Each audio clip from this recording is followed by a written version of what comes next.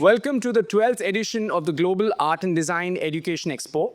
We're kickstarting the day with a fantastic discussion on animation and VFX. Our host is Professor Arien Hielkema from Media Design School, New Zealand. A little bit about Arien. He's worked in the industry, held academic positions in different places. In fact, he's at Media Design School now, and if he was to rewind his life, he was a student at Media Design School himself. So he studied 3D animation, 3D production. He also went on to do a master's course in creative technology at the Auckland University of Technology. So, he loves doing what he does. He loves working with students, being a professor himself.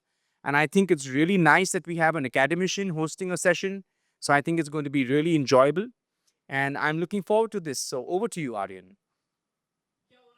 Kia ora e te whānau, ko Arien Hielkema tōku ingoa, no Tāmaki Makaurau, e ngā e tika a Maui, e ngā Aotearoa ahau. Tēnā koutou, tēnā koutou, tēnā koutou katoa. Do you understand what I just said? Well, you get to feel how I've felt for the last 3 days. Which I'm happy with. I'm so honoured to be a part of this amazing event, and to have flown up. I flew a very long way, left 2 little humans at home, a 4-year-old and a 6-year-old, to come and to share this amazing passion that I have for the spectacular industry that I'm a part of. And I'm really excited to just share a small snippet of my world. And also kind of talk a little bit about where I'm from as well. So what I just said is, hello, my name's Arien Hielkema. I am from Auckland in New Zealand, Tāmaki Makaurau. I am also from the North Island of New Zealand, which is called the Fish of Maui. Yes, that is the Maui from Moana. And the story goes that Maui wanted to go out fishing with his brothers, but his brothers didn't want him to go fishing. So they tricked him and said that they were going at a time that they weren't. But Maui, the trickster, he knew exactly when they were actually going. So he hid in the boat, in the waka. Yeah. So he hid in the waka where the boys rowed out, and they were very proud of themselves, very proud to have tricked their brother, left them behind, because he was a bit annoying. We've all got that brother or sister, I'm sure. And then all of a sudden, the boys said, "Oh, we're tired, too tired. We're going to stop here. This looks like a good fishing place." But Maui came out, the trickster came out, said, "Surprise! No, you're not. Keep going." And he kept making them go, further and further and further, until he said, "Yep, this is it. This is it." So what Maui did, they fished for the day, but none of the brothers caught anything. So Maui took his magical fish hook, was actually a jawbone from his grandmother, a magical fish hook. And he cast the fish hook into the mighty water, into the ocean, and he snagged a fish. And he pulled and he pulled. Must have been a big fish because he couldn't get it up. Pulled, heave, pulled, heave. He could not pick up that fish at all. So what he did was he did an enchantment, did a haka. Yeah? Do you guys watch any rugby? Yeah, some people say yes. We've got the mighty All Blacks, and often they'll do a haka before the beginning of the game to strike fear into the opponent's eyes and soul. So what he did was he imbued the fish hook with this magic of power, and he pulled and pulled, and he brought up this magnificent stingray or fish. Te ika a Maui is the fish. Ika, fish of Maui. And he managed to raise this fish, and he was so proud. The boat by that time was on the fish because it was so big. And he said to his brothers, "Don't you touch this fish. This is my fish. I'm going over just to make sure that everything's okay." And his brothers said, "No, we rode here. We deserve part of this fish." And they started hacking at the fish to get its meat. And that became all the mountain ranges in New Zealand, in the North Island. So the saying goes is that the fish of Maui is the North Island, and the waka that the brothers were on was the South Island. So there you go. Now, what I just done right now for you guys is I've told you a little story, a fable, a mythological folk legend. Do you think that that folk legend happened like that? Not at all, because stories get told in different ways. Stories get retold in different ways, and as we go through, they get better or they change a little. Bits are forgotten. Bits that were fact become magic. Bits that were gruesome and horrible become lovely, kind, and amazing. We have lots of fairy tales, Grimm's Brothers fairy tales, nursery rhymes. Where I'm from, I'm not going to assume you know them all, things about teapots and stuff like that. But basically, those stories actually have some really horrible connotations to them. The bubonic plague in London with ring-a-ring-a-rosies. Certain things, these songs and these stories that we tell are usually cautionary tales to kind of, pass on a fable, a theory, or a story. Anyway, I am here to pass on to you guys some of my story. I'm here to pass on to you guys some of our personal students' stories. And also, hopefully we can have a bit of a chat about visual effects and 3D animation as well. Now, the reason I started with a story is because the idea of the iterative process is really what we're here to talk about. And that idea that a story grows is no different than any other piece of work that you do. Now, I do understand that I've got a bit of an accent, and I love to talk, and I love to talk fast. So please, if you do feel like I'm talking a bit too fast, just raise your hand and I'll be like, cool, I'll calm down and slow down a little bit. Now, I just want to introduce you to my to my country, the fish of Maui. This is where I am from, and this is where my school, at Media Design School, is located, in Auckland, the lovely, mighty Waitemata, which is our ocean that comes in from the Pacific. We've got volcanoes, we've got rivers, we've got fishing, and it's amazing and beautiful. Now, what is the population of Hyderabad? Do you know? How many? 10? 2? 2 what? How many? Okay, so 100 million. Do you know how many are in New Zealand? 5 million people. So you can imagine my surprise when I jumped on the motorways and everyone was everywhere coming at me. I had to put my head down and I'm okay, I'm fine. No honking. If we honk, we're angry at each other, We are a sporting nation and we've got the best cricket team in the world. Do you agree?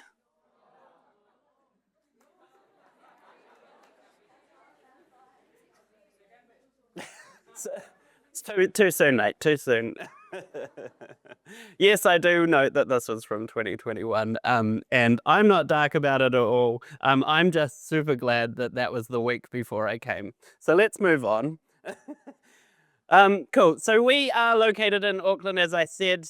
This is a rendered view of our quite new campus. Pretty fun, pretty exciting. We're really close to technology at the school. We've got Google above us. Oh, Google's above everyone, isn't it? And we've also got tech innovation hubs right around us. Team New Zealand, whose boat you saw there, is right across the water. So it's a really hustling, bustling kind of place. So basically our goal, what we tend to do is we use a lot of industry to make sure that we are teaching and doing the right things and pushing the students into the industry, into the world of the industry. So I'm here to really talk about these things, films. I am a compositor by tradition. So compositing's what I love to do. Who knows what compositing is? Anyone know what compositing is? Take a guess. There's no such thing as a silly, as you know, just be confident. Does anyone know what compositing is? Yeah. Drawing images. Okay, so that's 2D animation, perhaps. Yep. So we know what animation is, right? Yeah. What's animation? Yeah. See, yeah, perfect. Absolutely. So in my world, 3D animation might mean we're moving a puppet around. Yeah? We're moving a puppet around. You are correct. Animation, 3D animation is usually seen as a bit of an umbrella of the topic. But in that, there's certain aspects. So 3D animation, moving things around. There's technical direction or a 3D generalist, 3D artist, and they'd be going through and making models like ZBrush, using Maya, or other programs, Houdini, to create textures, to make models, and do some pretty amazing things. Now, compositing, I don't blame you, but hands up who's watched a movie? I watched Chava the other day in Hindi. Without subtitles, and I followed the whole thing. I was very proud of myself. It was a beautiful movie. Okay, so you guys have all seen movies. How many people have seen the secret magic of the movies? How many people, do you know chick flicks? You know, like great stories like romantic comedies and stuff, often have the highest shot count of visual effects in any movie. Think about that for a second. So what compositing is it basically takes things like 3D assets or filmed assets and puts them together and sandwiches them together. So I'm standing up here right now. If I put my arm out in front of the projector, I won't because I'll get told off for moving out of frame. But you'll see a little light around the edge. So that's the environment, the light environment that's interacting with me. It's the job of the compositor to put that into the frame and match things, track cameras, do heaps of cool stuff like that. So our students go through and they make these movies, and these movies are filmed by professionals. They're also directed by professionals, and our students go in and work on the films, get real-world experience, and get credits. What's great about this is they then go into professional film festivals. You might notice the Comic-Con logo up there, and they get laurels and win pretty amazing awards. So what's great about that is once you win the awards, you've got a credit to your name. That actually goes on IMDb. Apparently that's a big thing. And then obviously everyone wants to know who you go to work for. So here's quite a few of the companies that our students kind of tend to go out to. There's a few little unknown names there like Weta Digital, Industrial Light and Magic, Rising Sun Pictures, Animal Logic. They're tiny little companies. Disney, you know, to name a few. Here's some of them there, right? So the students go off and work on these pretty spectacular, amazing blockbuster films, and do some pretty great work. So really today I'm going to provide you with a bit of a case study on a film called Escargot, which is a film that our students worked on. I'm just going to bring up the film so you've got a bit of context on what it is that we're looking at.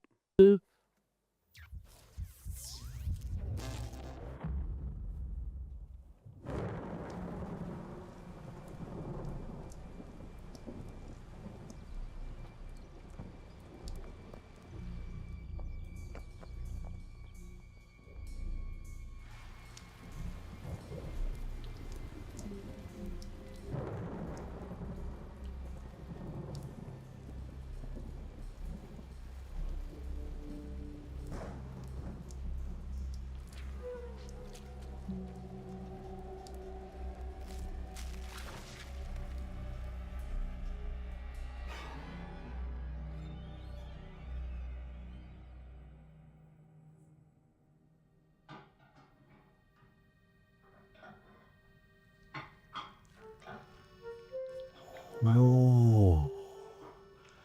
Sacre bleu. Not again. Where are we? Somewhere we shouldn't be. We gotta leave right now. Lead the way.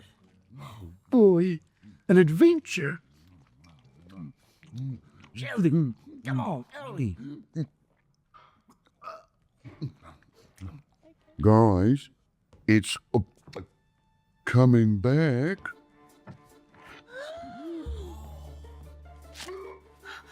Sheldon, quick! You have to get out of here. There's no need to panic, Chuck. He's fine. We just need to... Sheldon! Oh, that is disgusting. Wait, I can see her. He's there. And a bit there. Now, maybe it is too late for Sheldon, but we shouldn't lose our shells. There's a way out, just over there. A 5-minute slide at most. We'll be... Squishy.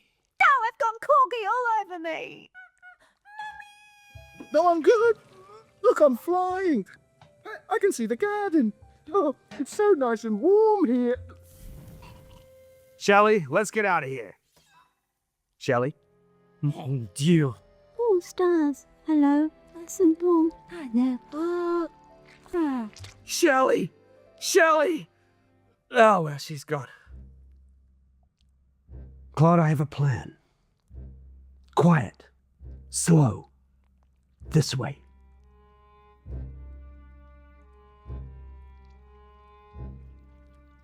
Ah.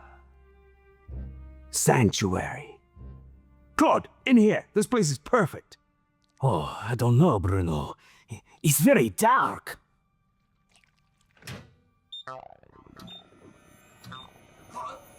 What was that noise?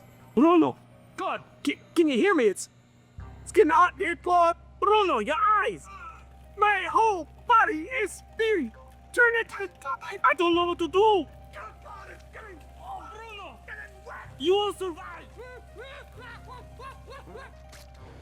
Bruno! You must get out of here.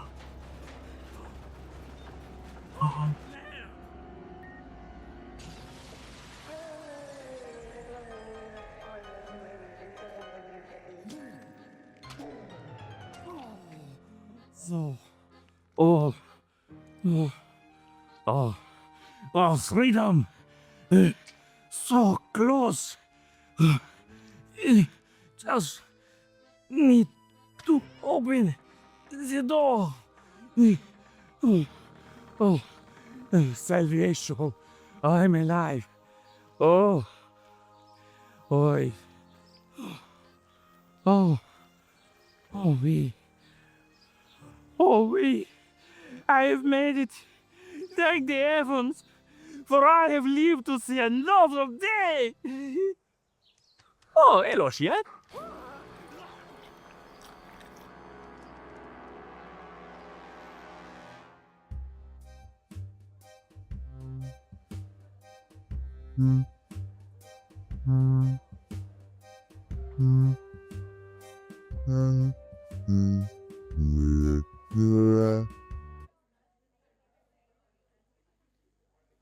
All right. So, there we go. Yeah.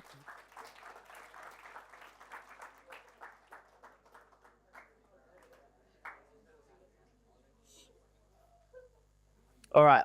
So basically, Escargot was an absolute success, and this one won a whole lot of special awards for the work that the students did on it. So what I wanted to do was just to have a little bit of a deep dive on this and kind of look at some of the process that the students had to go for and through. You guys see these things as final pieces, right? How many people are intimidated to go out into the industry and create this? Don't be afraid. Like, I'm afraid to go out and do that as well. Yeah?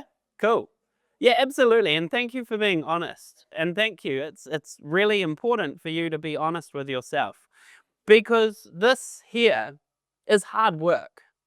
And that's okay, because anything worth doing is hard work. You know, it was hard work for me to come here all the way from my country to leave leave what I had at home to come and share some knowledge with you guys. But it's worth it. It's worth all those travel hours because now I'm in front of you guys and I'm absolutely privileged to be here, you know.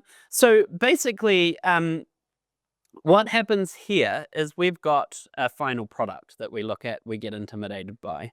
It's really important that you understand that this process doesn't happen like that. What happens is it's a lot of work, a lot of individual students working on one little part of the project, and then going and getting feedback, working on to the next thing, working on to the next thing. So I want to ask a question. Do you guys know what Weta Workshop is? Okay, fine. Do you know what Disney is? Yeah, there we go. Okay, Disney outsources all their work to Weta Workshop, which is in Wellington in New Zealand. Weta Workshop is known for a director called Peter Jackson. And Peter Jackson worked on Lord of the Rings. And so back in my home, we've got a whole lot of little people running around with hairy feet. Okay, that's right. I'm just gauging who knows Lord of the Rings, but it's fine. That's a funny joke. You can laugh later. So basically, Weta Workshop, any Marvel film, anything that is has some really good visual effects work, have a look at the credits, and chances are you'll see Weta's name up there. So they're pretty high end thing there. But let's go with Disney, right? These people go through a day that looks like this. You get into work. You show your work from the previous day. So at the end of the previous day, you would submit your work. You get in a room not too dissimilar to this, watch the work, and people are writing notes down. And it's an open session where everyone can have a say and say, oh, I think that expression on that green snail there is a bit too much. I think you need to close the mouth a little bit and see how that looks.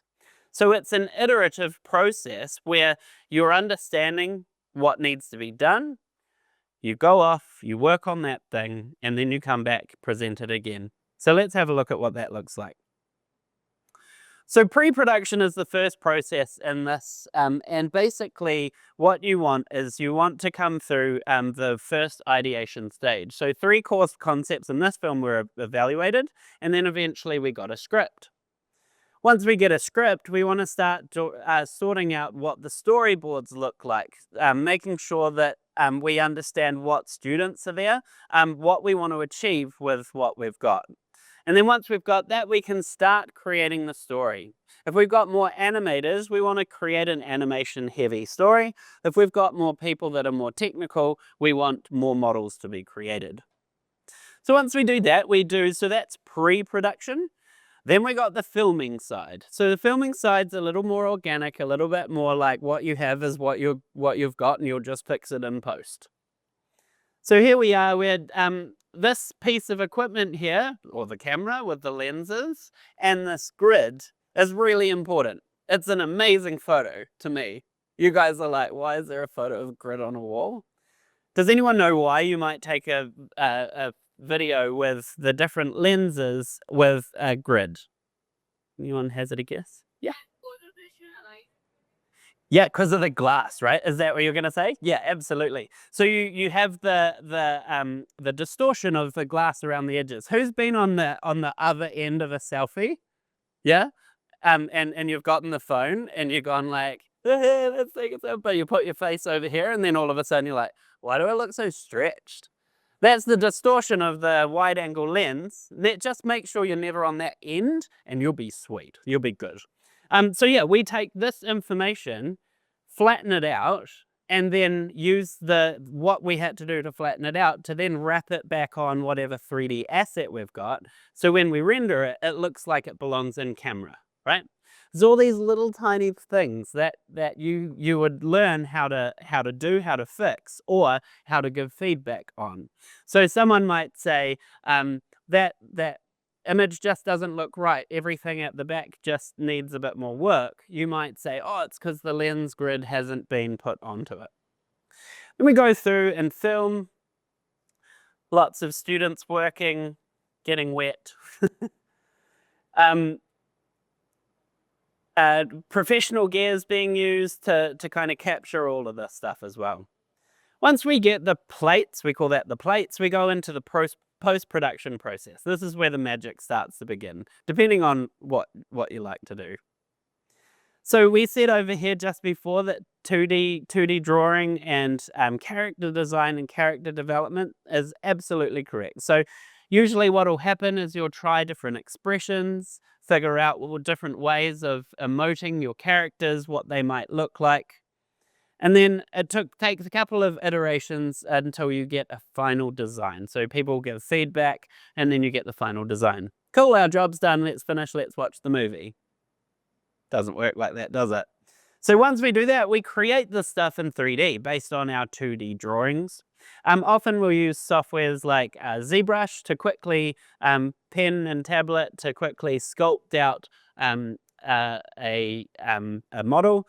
Once you've got the model all sorted, you would then go in and kind of look at creating a rig. So this is effectively like putting bones in your character. Yeah? So you might think a rig, oh, they're just snails. All they need to do is do that. But if you see any of the flying footage of the snail, you can see that he's got little flaps that are going, whoa. The more subtle detail that you can do allows me to be happy. It allows me to be sad. There you go. I didn't say it. You did. And that's because of the the subtle, the word's gone out of my head, but the subtle non-verbal communication that's happening, right? So the sort of generalist 3D animators, so 3D people would be the ones that would create the rigs, and you test the rigs and make sure it's fine. Once you've got that, we can start to look at doing some animation, right? Okay, so this film went through blocking first. So the blocking stage is effectively enables the characters. You see them on film, and you can understand how they're looking. Now this is where you've got to put on your brain and go, I think that the camera angle might be a little bit off. We need to have, there's a lot of dead space on this way. So that might be a feedback that the animator has got. I want you to take note in particular of this little number here, V001. Now we usually have this V001, which means version 001. The reason we've got 2 frame pads there, which is 00, is why. Shelley! Oh, well, she's gone.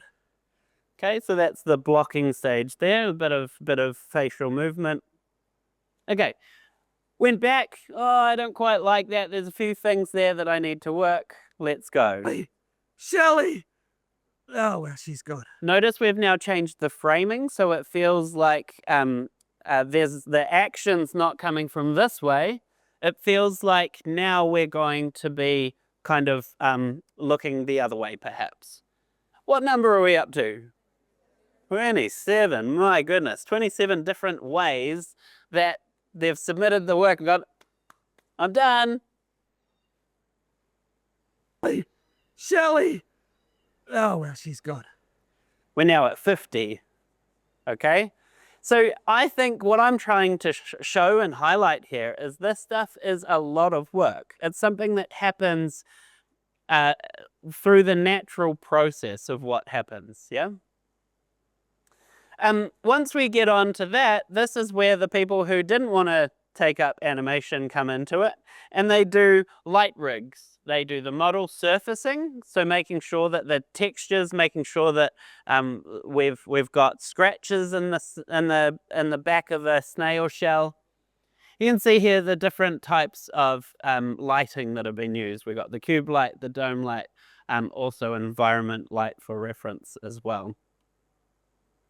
This is the end result. Pretty nice sort of way here. What are some of the aspects that you can see here? What are some of the things that you're like, hey, that's cool. Look at the...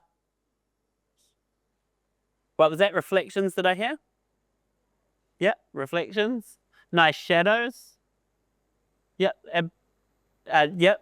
The texture, the way that kind of doesn't look like it's uniform. It looks like it's, you know, So these are the types of things. So to be a really good 3D content creator, I guess, you have to be observant. You have to understand the world. You have to understand what it is you're trying to achieve. And you also have to be observant. Once I watched, I used to go down for a coffee, and I looked at the street posts that stop cars from riding up the curb. And I wondered why there was a perfect triangle of dirt and grime around these posts. Took me so long. I wonder why. Until one day I happened to be in the right place at the right time, and I saw a street cleaner with a vacuum thing, a machine. There we go, there we go, there we go. It couldn't fit in that little space around there.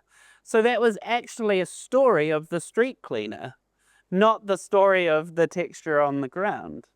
And in your head, you're like, okay, that's interesting. I might bank that for an idea another later date.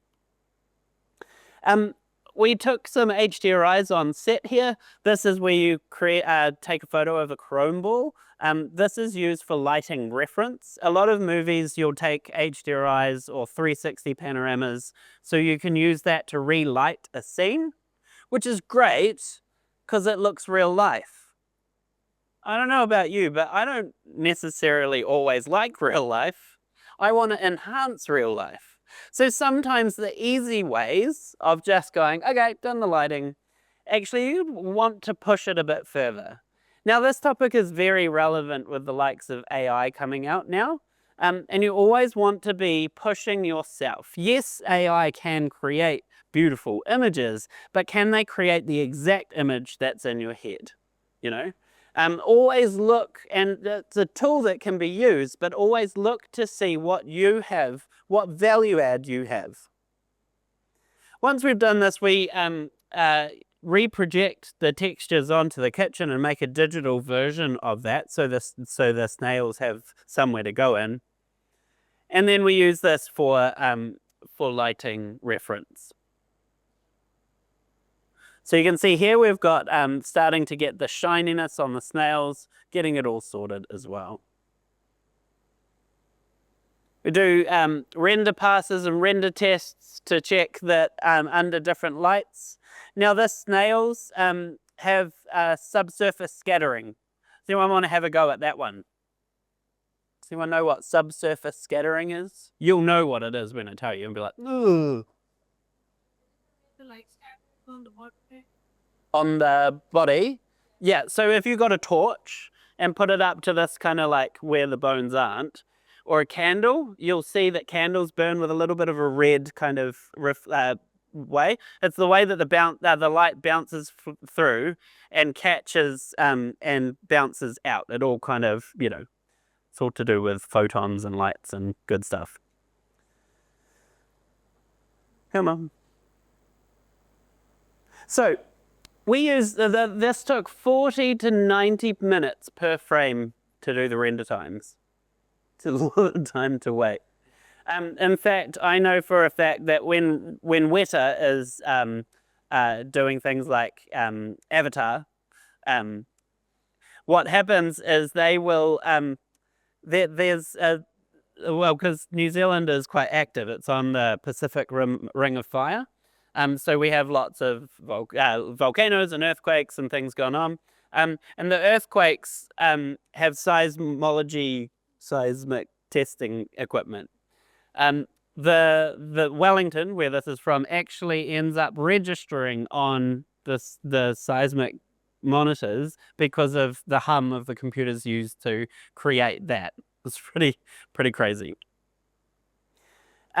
Once we get that, we put together some render passes so we can pass them onto the compositors, and you've got 230 computers working hard rendering out these images. So when you're asleep, they're working really hard. You come back in and maybe half of them are completed, and then you get angry and then put them back on again for the next night and hope that they'll work. Yeah? Great.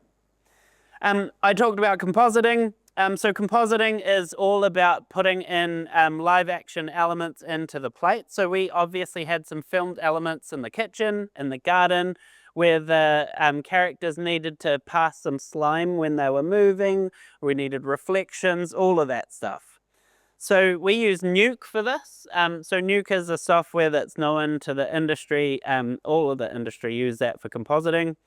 This is where we use motion and lensing effects. Obviously, if you've got a camera moving around, you want to track the character into that footage as well. Obviously, compositors, the more they know, the more they can be helpful in the rest of the pipeline as well. And this is what one of the pipelines look like. So this is a node-based software where you take the footage at the start, and at the bottom you'll end up rendering it out and changing and affecting. You can use passes like reflection, specular, all of these things to help change the way that the render looks and gives you more control. Sound and music was created, and then you get your final film. So I thought rather than finish on explaining it, what I'm going to do is show you the making of. All right, so basically this is what we covered. And yeah, it's an incredibly amazing process that a lot of people just think that it's one or two people that do it. And they just get scared and just run away. Don't do that. Work hard, learn your tools, learn the why. Don't just learn pushing buttons. What you need to do is figure out what your value add is. And if you're worried about AI taking over, I'm just going to ask you one question. Do you think that I'm thirsty? Pardon? Yeah? You think I'm thirsty? Okay. Does anyone else think I'm not thirsty? Why do you think that? Because I saw you did sit for Oh, you saw me? yes. Ah. What did you use? Observation. Observation. That's a process that AI can mimic, but it can't copy. So at the moment you're safe. I have no doubt that bits and pieces of that will be there. But your value add for the moment definitely is your observation, your ability to understand. When everyone else was fooled, there were some people who were looking, who understood and observed that, yes, I have actually had 2 bottles of the water, so therefore I am fully replete. I know that that's a big topic that everyone's worried about. My experience with AI is that it's the stupidest, smartest tool I've ever worked with. I highly recommend you keep an eye out, a weather eye out on the technology. Chances are what's going to happen is it'll just become little tools that you can use, and it's appropriate to use it sometimes and not appropriate other times. Thank you so much for your time, and yeah, thank you.